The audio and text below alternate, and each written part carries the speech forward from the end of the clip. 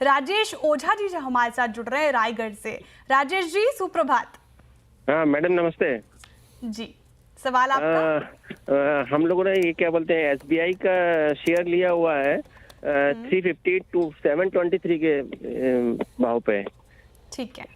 और पीएनबी का है 87 के 2000 शेयर। 87 के ठीक है 2000। लॉन्ग टर्म नजरिया है आपका दोनों ही स्टॉक्स पर? 6 मंथ तक, 6 महीने के लिहाज से आप पूछना चाह रहे हैं। ठीक है, एसबीआई से शुरुआत करती हूँ आपका सवाल। एसबीआई आपके पास 723 के लेवल पर है। आज भी तेजी देखने को मिल रही है। इनफैक्ट पीएसयू बैंक्स में कल भी तेजी देखने को मिल रही है। एसबीआई कल भी अच्छा परफॉर्म कर रहा था। 20 रुपए प्रति शेयर के करीब करीब आप प्रॉफिट में चल रहे हैं। 744 के लेवल पर ये कारोबार कर रहा है। लेकिन मानस जी, जिस तरीके से एसबीआई ने पेन दिखाया था पिछले साल भी देखने को मिला था हमें पेन, और इस साल में अब तक करीब करीब 6% से ज्यादा करेक्ट हो चुका है, लेकिन एक स्ट्रेंथ वापस नजर आ रही है इसमें। आपको लग रही है क्या ये 900 का लेवल फिर से दिखा पाएगा जो इसका 52 वीक का हाई था? देखिए, मेरा समझना है कि क्योंकि ये एक ब्लैक पैटर्न का ब्रेकआउट है जो स्टेट बैंक ऑफ इंडिया ने कल दिखाया है, और स्टेट बैंक ऑफ इंडिया अपने 50 डे मूविंग एवरेज के ऊपर ट्रेड कर रहा है। इन दोनों परिस्थितियों को देखते हुए ऐसा लग रहा है कि शायद 100 डे मूविंग एवरेज या 200 डे मूविंग एवरेज, जो कि 665 और 765 और 775 की रेंज में है, दोनों मूविंग एवरेजेस, वहां तक के आप टारगेट बिल्कुल सेट कर सकते हैं। आपने लॉन्ग पोजीशन बनाई है तो स्टॉप लॉस को रिवाइज करके 730 रुपए पे लगा लें। पोजीशन में बने रहें 765 775 के टारगेट के लिए। 765 770 की टारगेट के लिए आप इसमें बने रह सकते हैं। होल्ड की सलाह है। पंजाब नेशनल बैंक पे भी इनका सवाल है। पीएसयूज स्टॉक्स इनके पास हैं, इस पे क्या रणनीति अपनाएं? 87 की खरीद इन्होंने बताई और अभी फिलहाल ये कारोबार कर रहा है 90 पे, तो यहाँ पे भी करीब करीब छोटे मोटे प्रॉफिट में ही है, और आज भी लगभग 1.5% के करीब चढ़ रहा है। लेकिन 6 महीने में काफी करेक्शन झेली इस पर्टिकुलर काउंटर ने, करीब करीब 17%। क्या करना चाहिए पंजाब नेशनल बैंक में 6 महीने के नजरिए से?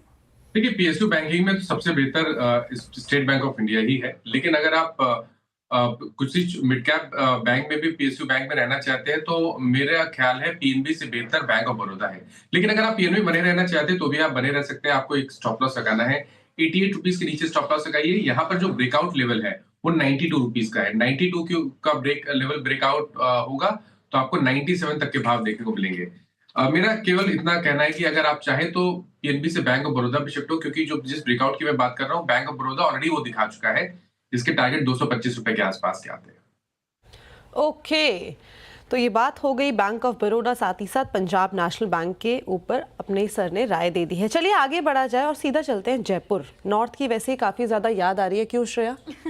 काफी टाइम हो गया ना घर गए हुए नॉर्थ साइड। बहुत याद आ रही है, और क्लोजिंग शो में जब दीपाली उदयपुर से वो लिंक दे रही थी मर्सिडीज का, मेरा बहुत जोर से मन गया कि मैं जयपुर और उदयपुर घूम कर आऊँ। बिल्कुल आपने सही कहा, याद तो आ रही है। जी चलिए, कोई बात नहीं, हमारे जो नेक्स्ट गेस्ट है उनको हम जयपुर से जोड़ लेते हैं। मनोज जी हमारे साथ जुड़े हैं। मनोज जी नमस्कार। जी नमस्कार जी, आपका सवाल क्या है? मेरा क्वेश्चन ये है, पीएफसी पे है 470 पे बाय है 90 शेयर्स की। लॉन्ग टर्म के लिहाज से आपने खरीदा है इसे? जी लॉन्ग टर्म के लिए खरीदा है, एवरेज करने की सलाह है। ओके, तो इस टाइम पे अगर करंट मार्केट प्राइस देखें तो 403 रुपए पे ये ट्रेड कर रहा है। 52 हफ्ते का हाई है इसका 580 का। आज तो इसमें अच्छी खासी रैली देखने को मिल रही है। इनफैक्ट पिछले 1 महीने में भी इसने एक अच्छे खासे मतलब एक मार्जिनल रिटर्न्स अपने इन्वेस्टर्स को दिए हैं। बट मानस सर, एवरेज की सलाह इस टाइम पे बन रही है क्या? देखिए, पीएफसी आरईसी अगर हम दोनों की बात करें तो नो डाउट यहाँ पर कुछ रिकवरी ऑलरेडी देखने को मिली है, बट फिर भी पीएफसी में एक रेजिस्टेंस है 710 से माफ करिएगा 410 से 415 की रेंज में। अगर ये रेंज ब्रेक होती है तो आप एग्रेसिव होकर खरीदारी कर सकते हैं। हालांकि क्योंकि बॉटम फॉर्मेशन हुआ है और स्टॉक ने हाई टॉप हाई बॉटम्स का कंफर्मेशन दिया है, तो आप अपनी पोजीशन में बने रहिए। 380 रुपए का स्टॉप लॉस लगा लीजिए। लेकिन अगर 415 का लेवल ब्रेक होगा तो आप टारगेट बड़े सेट कर सकते हैं, करीब करीब 465 रुपए के। 465 का आप टारगेट एक्सपेक्ट कर सकते हैं। पीएफसी आरईसी दोनों पे एक रणनीति, ट्विन सिस्टर्स जब भी चलते हैं तो एक साथ ही चलते गिरते हैं एक साथ ही। चलिए अब अगले कॉलर की तरफ चलते हैं। हमारे साथ जुड़ रहे हैं अनिल जी ग्वालियर से। Anil ji good morning. Good morning madam ji, आपका सवाल। मैंने रिलायंस लिए हुए हैं 1258 रुपए पे 1000 शेयर, और शॉर्ट टर्म ही है। 31 मार्च तक सोच रहा हूँ उसको निकाल दूँ। तो काफ़ी ज़्यादा ठीक है, शॉर्ट टर्म है आपका। ठीक है, 31 मार्च तक आप एग्जिट करना चाह रहे हैं। अब मानस जी चार्ट देखिए रिलायंस का। पहले एक डिस्क्लेमर कि रिलायंस हमारी पेरेंट कंपनी है, तो कोई भी खरीद फरोख्त आपको करनी है तो अपने पर्सनल एडवाइज़र की सलाह के साथ ही करें। हालांकि यहाँ पे एक सलाह मिल सकती है, लेकिन कोई भी एक्शन आपके पोर्टफोलियो में आप अपने पर्सनल एडवाइज़र की सलाह के साथ ही ऐसा करें। 1248 के लेवल पर कारोबार कर रहा है, 1258 की इनकी खरीद है, छोटे मोटे लॉस में है फिलहाल। शॉर्ट टर्म में क्या लग रहा है, इनका भाव वापस आता दिख रहा है मानस जी? क्या इनको फ़ायदा होगा या फिर अभी लॉस बुक कर लें, या फिर शॉर्ट टर्म हालांकि इन्होंने मेंशन किया नज़रिया है इनका, लेकिन थोड़े और टाइम तक क्या रख सकते हैं इनका भाव वापस आते वक्त? तो देखिए, एक डिस्क्लोजर मेरी तरफ से भी है कि रिलायंस में हमने अपने क्लाइंट्स को पोजीशन ट्रेड ऑलरेडी दिया हुआ है करीब 3 या 4 दिन पहले, तो वो पोजीशन होल्ड है। जहां तक बात ट्रेंड की है, ट्रेंड पॉजिटिव लगता है। हालांकि कंसोलिडेशन दिख रहा है, 20 डे मूविंग एवरेज के ऊपर हो रहा है, तो वो पॉजिटिव है। उम्मीद कर सकते हैं कि 1270 का स्तर जल्द ब्रेक करके 1310-1320 की रेंज में जाने की कोशिश करेगा रिलायंस। तो आई थिंक यहाँ पे बने रहना चाहिए और अपने स्टॉप लॉसेज आपको 1224 के नीचे लगाने हैं। ओके, तो ये थी राय रिलायंस इंडस्ट्रीज पर। डिस्क्लेमर आपको ऑलरेडी दे दिया गया है। चलिए आगे बढ़ते हैं और दिल्ली चला जाए डायरेक्टली। दिल्ली से अभिषेक जी हमारे साथ जुड़े हैं। Abhishek ji, good morning. Good morning ma'am. Good morning ji ma'am. मेरे आईओसी के 4200 शेयर्स हैं। 122 की बाइंग है मेरी आईओसी में। Okay. और आईजीएल के 1500 शेयर्स हैं। 202 रुपए की बाइंग है।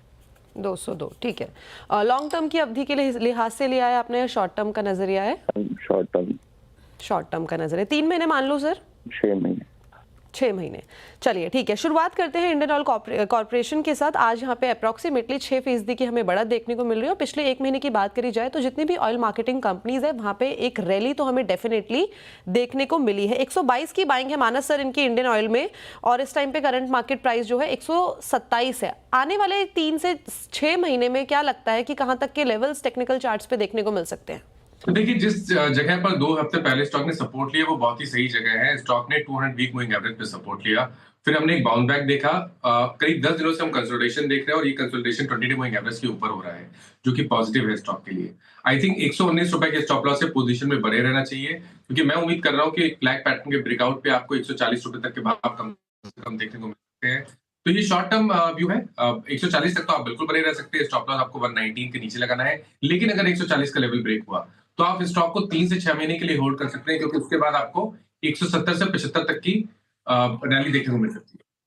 ओके, तो ये तो राय थी इंडियन ऑयल कॉर्पोरेशन पे। सर इनका एक सवाल और है इंद्रप्रस्थ गैस के ऊपर।